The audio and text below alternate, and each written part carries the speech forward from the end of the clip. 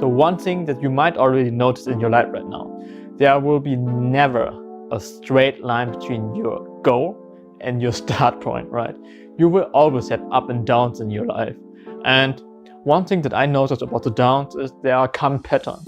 There will always typical thoughts that you will have if you are in your down already, or that will bring you into your downs. And typical thoughts that you might develop that bring you down are doubts about your ability, about your goal itself. And you also start to feel fear. Maybe it's not enough for you.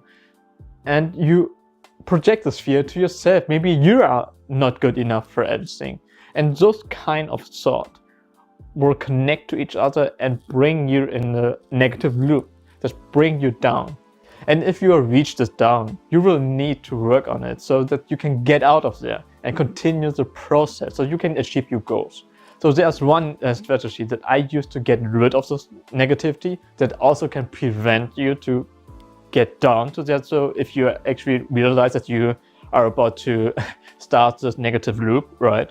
And this strategy also helps you to maintain your positive thinking and also your productivity and also your strong self-belief that you can do this. And the strategy is the abundant language strategy. What I mean by this, so the abundant language strategy is actually a strategy to interrupt those negative thoughts. And this, if you don't stop this, if you don't interrupt those patterns, this will teach your subconscious that this will become your reality. And by adopting the abundant language actively, this will help you to maintain your positive thinking and also stop your subconscious to learn the negative language. So let me try to explain this with an example. So one common doubt that many of us will have is that our goal is actually not the one thing that we really want to have, right? That's why we start to overthink about it. That's why we think maybe we should stop to put energy and effort in it because it won't give us the results we want to have. And this is actually just an excuse to not to continue because we feel uncomfortable with the situation. Here's, for example, a question that you can ask yourself if you have those kind of doubts. Ask yourself, what will I miss out if I don't do it, if I don't continue? How can I know that this is not the real thing for me if I didn't experience so far? So don't trust the negativity right now. Trust the person, the version of you when you wrote it down. Because in this state, when you wrote it down, you had a clear mind. You could see that this was the one thing that you really wanted in your life. You could see beyond your negativity, right? So this is why you need to trust yourself, your positive self, and not the negative self.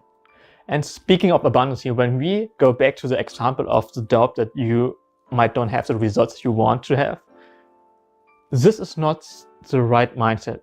This is the mindset of scarcity, right? Because you hold on one result that you really want to have. And because you hold on that, you also start to feel stress. You also feel that you might lose this.